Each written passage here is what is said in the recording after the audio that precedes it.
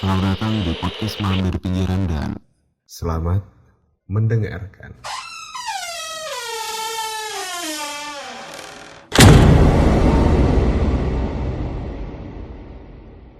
Oke, kali ini kita kedatangan seorang narasumber yang luar biasa keren menurut gua karena di setiap aktingnya dia selalu maksimal.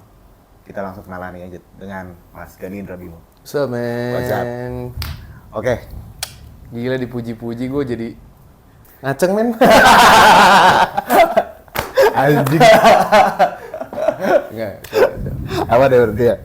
Siap. Oke, pertanyaan pertama itu, kesibukannya apa aja nih Mas Bimo? Gue sekarang lagi baru nyelesain beberapa project film dan gue lagi promo film yang lagi tayang dan gue lagi prepare untuk sebuah project film juga. Oke. So jadi ini film terakhir yang lu mainin? Sebelumnya film terakhir? Ini adalah sebuah film yang sekarang gue promoin adalah film yang emang terakhir gue bukan. Ini film yang terakhir, project terakhir gue yang harus gue promoin. Oke, siap. Berarti film ini adalah film Jagat Arwah. Jagat Arwah. Film horor Film horror fantasy. yang enggak apa tuh namanya? Enggak basi ya berarti. Unik sih karena Unik, banyak ya. orang di Indonesia kan ekspektasi ketika ngomong film horor adalah jump scare. Iya. Udah gitu juga ngebuat orang jadi depresi.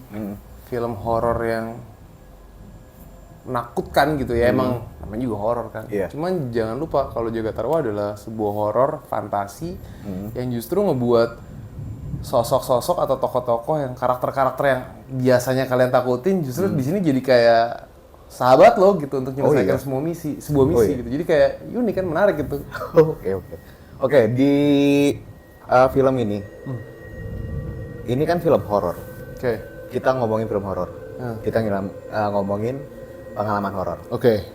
Pernah nggak ada pengalaman horor atau mungkin pas di proses syutingnya pengalaman horor nggak? Pengalaman horor gue banyak, main gue lumayan deket sama kejadian-kejadian horor kayak gini.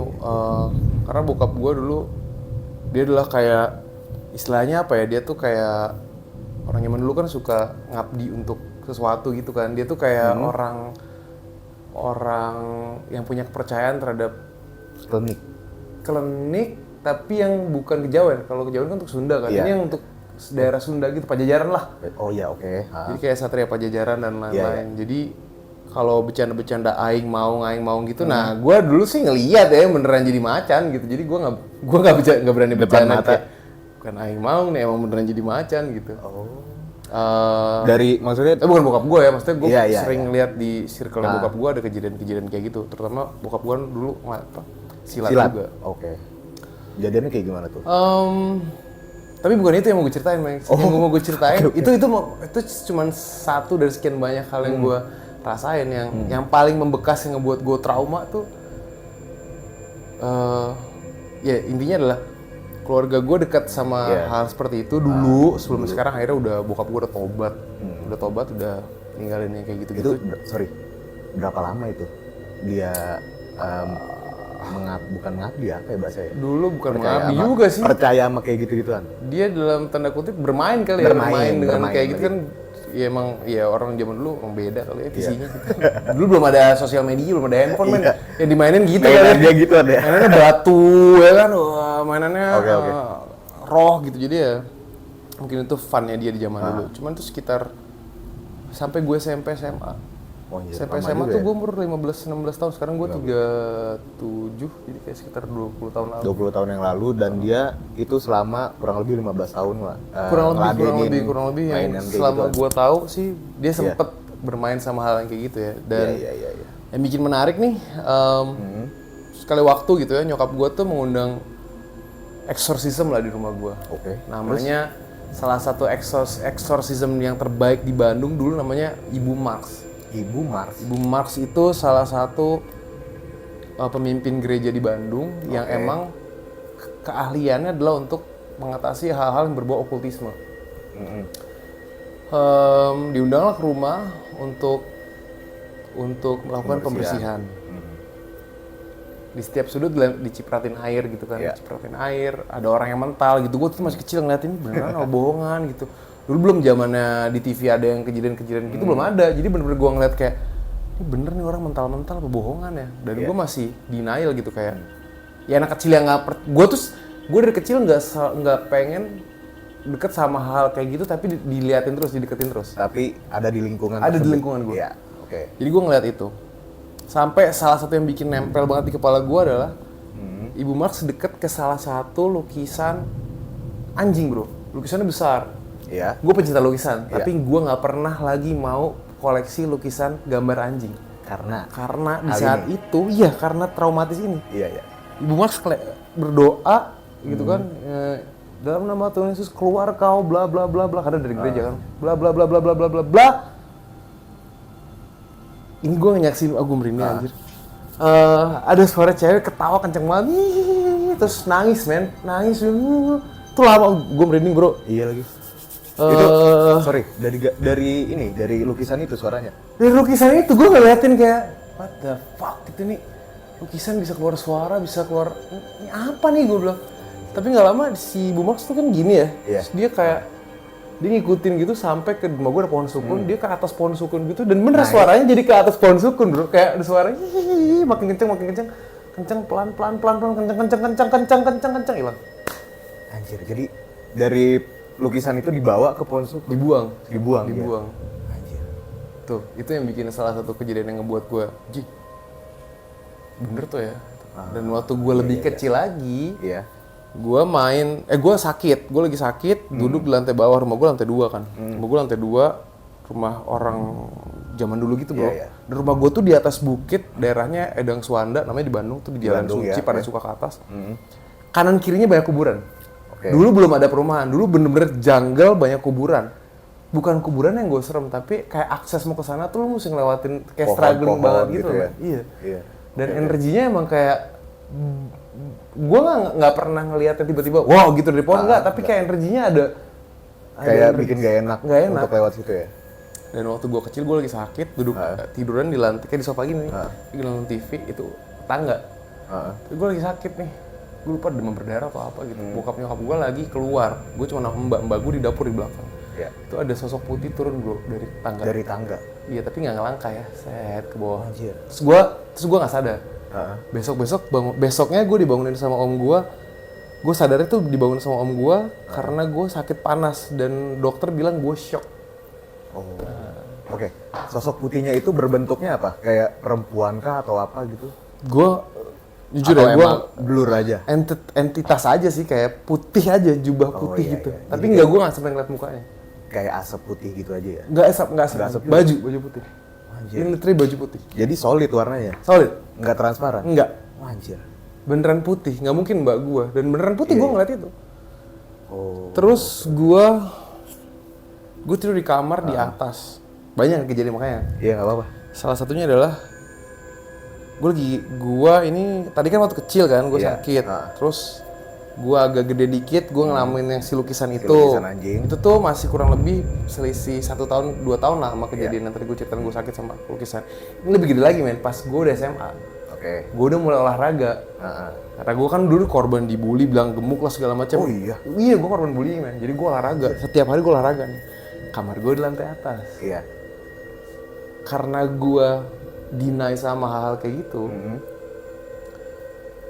Jadi setiap kali ada gue ngerasa merinding gitu, gue nggak ada tuh perasaan gue doang. Oke. Makin deny kan. Denial. Iya. Sekali waktu gue lagi push up nih. Ini kasur, push up, gue lagi push up di bawah. Iya. Tiba-tiba tangan gue ada gini man. Tok. Kayak ada dipegang yang gitu. nangkep. Dari situ gue kabur, dari situ gue udah nggak mau tidur di kamar itu lagi. Itu nangkepnya maksudnya dari bawah, dari kolong. men. Iya. Anjir. Tapi pas lu kan push up naik turun dong. Iya. Pas lu ke bawah itu ada Gue gak berani ngeliat, gue langsung ke bawah. Wah gila, gue ternyata deny, jangan-jangan selama ini gue deny dia denger gitu kan. Kayak Iya. dia cuma mau ngasih tau dia ada gitu. Terus nyokap gue kan bilang, nggak akan ada, di situ nggak ada apa-apa. Nyokap gue tidur di kamar itu, cobain aja tuh. Dia malam-malam ke kamar gue pindah ke bawah kan. Tukeran. Iya, bener Bim, ada suara perempuan nangis kata nyokap gue gitu. Gue kayak shit, bener rumahnya haunted banget, gue bilang. Tapi maksud gua yang ngalamin itu lu doang atau seluruh keluarga. gitu. Bahkan bokap gue dulu sempet, nah ini gue cerita aja nih, gue belum pernah cerita ini ya di mana-mana. Okay. Bokap gue itu dulu sempet hilang gitu kayak 2 tahun, pas balik-balik lagi udah jadi tobat full. Sorry, hilang tuh maksudnya dalam artian nggak ada kabar gitu? Nggak tahu. Oh, hilang. Dan itu karena dealing sama hal kayak gitu dulu. Pas pulang ke gua udah meluk kayak udah lama nggak pernah ketemu. Terus dia bilang kayak maaf karena gua selama ini nggak pernah jadi sosok bokap yang bener karena sebenarnya tuh udah mungkin dia juga nggak sadar. Iya. Lu pernah nggak sih nonton film yang kayak Insidious kali ya dia hilang gitu? Nggak sih? Terus tiba-tiba lagi. Kalau di film Jagat Arwa kan Rogo Sukmo gitu. Rogo Sukmo benar. Dia menghilang dari tubuhnya, dia keluar dari tubuhnya, tapi ternyata tubuhnya mungkin gua nggak tahu yang ngejalanin siapa gitu. Dirasukin sama something lah. Iya, dia lost. Selama 2 tahun. 2 tahun, 3 tahunan. Dan ini beneran. Itu karena si main klinik itu. Bukan main ya, dulu tuh kayak emang main tapi gimana? Bukan bukan pengabdian gitu, bukan. Kayak salah satu kepercayaan dia. Karena udah turun temurun. Berarti kayak ngoleksi keris gitu-gitu. Keris nggak batu iya? Batu ya? Batu iya. Oh, anjir. Batu ya. Cerita batu juga ada tuh gua. Apa tuh? Bokap gua main batu. Dia mau jual batunya ke salah satu juragan dari Garut. Juragannya ini sama 3 orang temennya datang ke rumah nih. Mau beli batunya, harganya gue nggak tahu berapa. Pokoknya di saat itu sih mahal kayaknya, gue nggak tahu deh. Iya. Dia mau beli, terus kan gue di situ kan untuk menyaksikan kejadian itu, gue di situ gitu, ngeliatin sama nyokap gue. Terus kata si juragan Garut itu kumisnya kayak ada kumis gitu bro. Udah nggak bisa nggak jadi beli, kita nggak jadi dealing karena hodamnya udah nggak ada. Oh, udah kosong. Assalamualaikum. Hai, Kunti yang terlihat. Ini Kunti yang terlihat, yang tidak terlihat banyak. Iya. Iya, tapi kalau nggak ada nggak apa-apa kok. Ini lagi syuting gak gue? Lagi syuting ya. Lanjut lainnya kan. Iya. Komedi. Keren. Gila ya tiba-tiba masuk. Ya kan? Lu bisa meng-capture sebuah penampakan kuntilanak. Kenapa dia tiba-tiba masuk? Pede banget lagi. Lucu banget lagi, keren. Lalu tadi biar duduk aja lucu. Iya. Lanjutin lu ceritanya tadi dikit lagi. Oke. Si batu itu. Jadi Iya. dibilang kodamnya udah nggak ada. Kodamnya udah nggak ada. Kok bisa kata bokap gue? Masih ada kok, bla bla. Berdialog lah. Dan bokap gue dulu bener bro, kalau ngebaset gitu di beset gitu nggak berdarah dulu. Oke. Ya tapi gue nggak tahu ya trik atau enggak. Kan bisa aja trik kan. Itu dia baru gue mau ngomong. Kayaknya itu juga, gue nggak tahu lah. Gue denial. Udah tuh dibilang ada 7 di dalam 3 batu itu, ada 7 hodamnya. Pindah ke anak lo katanya gitu. Ke gue kan kayak, gue sih nggak percaya dan gue nggak mau gitu ya. Kayak apaan sih nih? Dalam tanda kutip gue bilang bullshit lah, nggak ada gitu. Iya. Itu waktu umur gue sekitar 12-13 SMA lah, gue lupa tuh. Iya. Antara SMP kelas 3 atau SMA kelas 1. Udah tuh, berarti sekitar 20 tahun lalu kan? Iya. Tahun 2022 Baru 2 tahun lalu nih. 2020. Lo ingat kan tadi 3 batu, 7 hodam. Iya, 7 hodam. Bilang pindah ke gua nggak percaya tuh. Terus gua menjalani hidup gua aja 20 tahun. Gua menikah, punya karir segala macam dah. 2 tahun lalu gua decide untuk beli salah satu properti di Bali lah, tanah di Bali. Iya, oke. Dan alangkah baiknya ketika kita beli satu properti yang kita nggak kenal, kita kan kulonungun dulu kan, kayak permisi dulu. Apalagi tuh di Bali katanya kalau nggak permisi tanahnya bisa jadi tengah tuh artinya panas. Oke. Karena di sana ada penunggunya. Biasanya gitu kan, ada energinya beda katanya gitu. Ya udah nggak ada salahnya lah, gue bilang ya udahlah kita jalanin aja. Ikutlah ritualnya, itu pembersihannya. Ada ibu jero tuh ibu dukunnya di sana lah. Nggak dukun sih men, kalau dukun kan kayak kesana kayak dukun gitu, itu ya ibu yang pendoa aja. Pemangku adatnya. Pemangku adat. Perempuan nih, namanya panggilannya ibu jero. Gue pikir tanahnya yang didoain. Iya. Taunya gue yang didoain. Dan dia bilang ada 7. Berarti valid. Berarti memvalidasi 20 tahun lalu Berarti cerita gue valid. ada di Batu, bro. Gue, hah? Yang bener loh gue. Yang bener, Bu. Iya, 7. Ada Dibacain? Dibacain. Tapi gue yang kayak, ya udah kalau yang bisa dibersihin karena energinya akan berbeda sama yang di sini, bla Iya, bla iya, bla iya. bla. Bentrok lah ya. Ya kurang lebih kayak gitu. Karena gue pas gue beli tanah di Bali itu, gue ngobrol sama tanahnya kayak gue pegang, gue bilang, hey terima kasih ya udah mau jadi milik saya gitu kayak. Sampai sebegitunya. Gue lebih ke arah, gue ngomong kayak, Bersyukur aja. hey semesta terima kasih ya iya, gitu. iya. Bukan ngomong sama yang ada di sana kayak terima Gua kira kasih ya kayak- semesta udah ngizinin gue bla bla di kalangan gitu gitulah. Gue selama 1 minggu full, gue selalu mimpi sosok binatang, sosok sih bro, putih besar gitu. Terus kata Ibu Jero itu ya itu salah satu pertanda katanya mungkin itu bentuknya seperti kera besar katanya. Oke.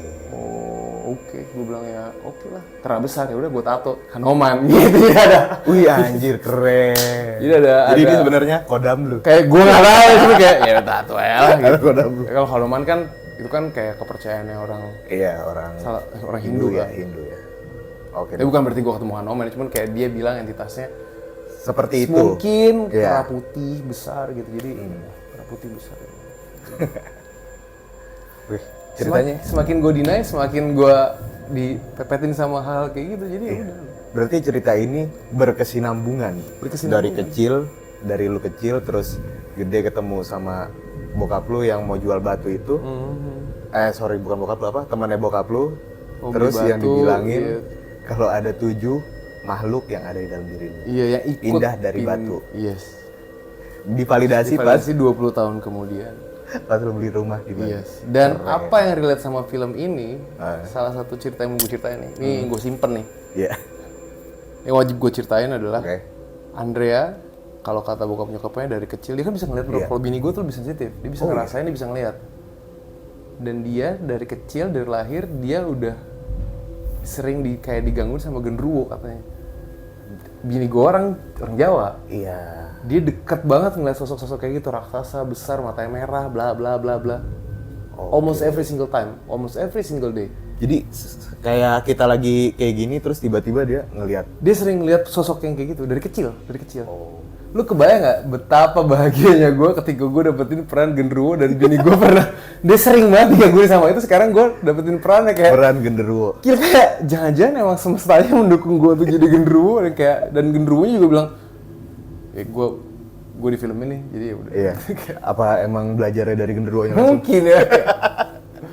Menarik kan kayak universe Iya. collide gitu kayak. Berarti ini peran lu di Jagat Arwah sebagai genderuwo. Ya.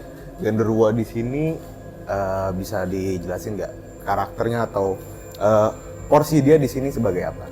Oke, ngomongin soal Drew ya. Iya, Drew. Genderuwo itu kan sosok yang jujur sebelum film gue ditawarin sama skripnya, gue nanya ini bakal jadi film kayak gimana, horor yang seperti apa yang lo mau tampilkan, horor yang menyeramkan, gue jadi sosok berdarah-darah, enggak ini horor fantasy dan kita punya universe yang akan kita cari dulu dan kita akan sepakati bersama untuk bentuknya, untuk ada eksterior interiornya Drew itu seperti apa, tapi tanggung jawab gue sebagai aktor untuk mencari itu juga kan. Iya. Untuk mendalami peran. Iya, karena ketika gue bilang iya, gue bertanggung jawab penuh untuk menghidupkan karakter itu. Iya benar. Dan gue bisa mungkin untuk nggak terlalu menyimpang, tapi juga gue nggak mau stereotype sama karakter genderuwo yang genderuwo pada umumnya kayak iya. Terus menyeramkan. Karena sebenarnya kita juga nggak pernah tahu kan, mungkin dia juga punya perasaan, mungkin dia bisa sedih, bisa seneng, bisa ketawa, bisa marah, bisa baper gitu. Jadi gue mencari sosok yang seperti itu untuk gue jadikan base karakternya si genderuwo. Oke. Berarti di film ini, di film ini yang ikonik dari genderuwo apa? Ikonik ya, jadi itu tadi kan selain perubahan eksterior kan dibantu sama kolaborasi tim wardrobe, makeup dibikin hitam, rambutnya dibikin acak-acakan, dikasih silikon, which is gue angkat topi untuk tim wardrobe dan juga tim makeupnya, luar biasa effortnya. Tapi yang bikin gue dari interior gue dan yang gue bawa ke perubahan-perubahan detail, jadi kebiasaan-kebiasaan gue jadi Drew adalah ketawa, mendengus, Sama itu sih yang paling nempel di gue sama jargon pitu. Nah itu. Coba coba. Pitu. Sumpah gue kemarin gala gue nonton. Dia bilang anjir nih, dia kocak banget. Gue nggak expect loh. Iya karena itu kan thank you by the way. Iya. Karena kita nggak bisa bilang ketawanya genderuwo, hahaha. Gimana kalau ketawanya hihihi? Iya benar. Kenapa nggak hehe? Bisa. Jadi dia emang ketawanya kayak kan genderuwo di universe kan banyak kan. Iya. Mungkin ini salah satu genderuwo yang gue tampilkan emang yang begitu. Gitu. Oh iya. Yang memilih ketawa untuk gitu kan, hihihi gitu. Nggak salah juga. Tapi sumpah gue nggak expect kalau lu bisa. Lu memainkan peran yang kayak gitu. Gue juga sih bro. Gue juga pas nonton kayak lucu juga nih, geli juga gue jadinya. Karena jadi kocak sih. Kocak. Yang lucu waktu itu kemarin gue disuruh Spotify ngisi bercerita dengan suaranya Drew. Jujur itu 2 tahun lalu kan. Iya. Okay. Ketika gue menjalani sebuah karakter kan gue udah hidup dengan karakternya, pendalaman karakter dan gue udah menjadi dia kan. Iya. Ketika udah 2 tahun kan sekarang jadi gue lagi Iya, gitu. udah Suaranya yang mana ya? Ketawanya gimana? Nyari lagi ya. Nyari lagi gue bilang, Drew kalau bisa balik lagi dulu, balik lagi. Gue kadang lupa juga gitu. Oke. Iya. Apa yang membedakan film Jagat Arwah dengan horor lain? Dan kenapa harus ditonton? Oke, yang membedakan adalah jelas ini salah satu bentuk horor yang bisa dibilang unik karena ada unsur fantasinya. Mungkin ini bukan yang pertama di Indonesia, tapi ini pertama untuk Visinema membuat sebuah film horor yang full CGI, yang gue bisa bilang CGI-nya memuaskan sih. Gue juga kemarin nonton, gila sih. Bukan CGI yang kaleng-kaleng gitu, bener CGI yang kayak bikin lo jadi believable. Iya benar. Terus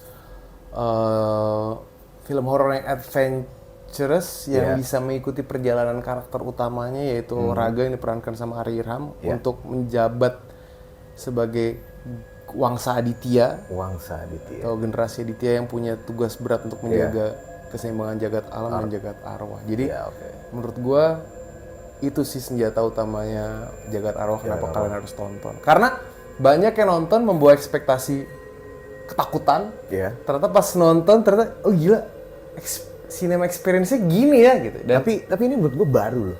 Iya, something new. Ini baru, bener. Karena sebelumnya yang gue tonton ya horor, kaget, menyeramkan, terus kebawa mimpi. Atau bloody itu, darah gitu. Darah gitu. Kalau ini enggak karena totally different things aja. Iya, dan menarik. Ini menurut gue menarik. Jujur pas setelah gue gala, gue ngobrol sama Yudis kayak temen gue. Ya ini beda nih. Gue seneng nih filmnya nih. Gue nggak takut, tapi gue tahu sejarahnya. Entah itu pengalamannya si Raga apa segala macam dengan teman-temannya kayak gitu sih. Thank you man. Gimana? Jadi kita bikin sequel nggak? Bikin sequelnya Drew aja, ya. Yang lain gak usah diajak lah, udah Drew aja. Drew aja nggak apa-apa. Egois, jahat banget dasar Udah gitu gue dukung lagi.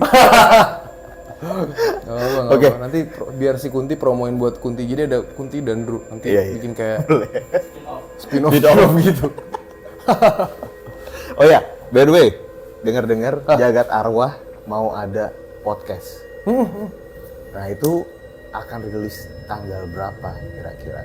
Tanggal 13 Oktober tahun 2022 dan kemarin juga proses take-nya menarik. Yang tadi gue cerita tuh, gue recall lagi untuk karakternya, revisiting lagi karakternya. Dan semoga hasilnya bisa sesuai ekspektasi teman-teman. Bisa didengerin di mana? Spotify. Di Spotify, mantap, siap. Oke, berarti itu aja cerita dari Gan Indra Bimo dan itu keseruan dari film Jagat Arwah. Kalau misalnya belum ada yang nonton, tonton sekarang dan ketemu sama Drew. Kelewatan kalau sampai lo belum nonton Pitu. Keren banget. Oke, itu aja. Terima kasih. Sampai jumpa. Bye, man. Weh.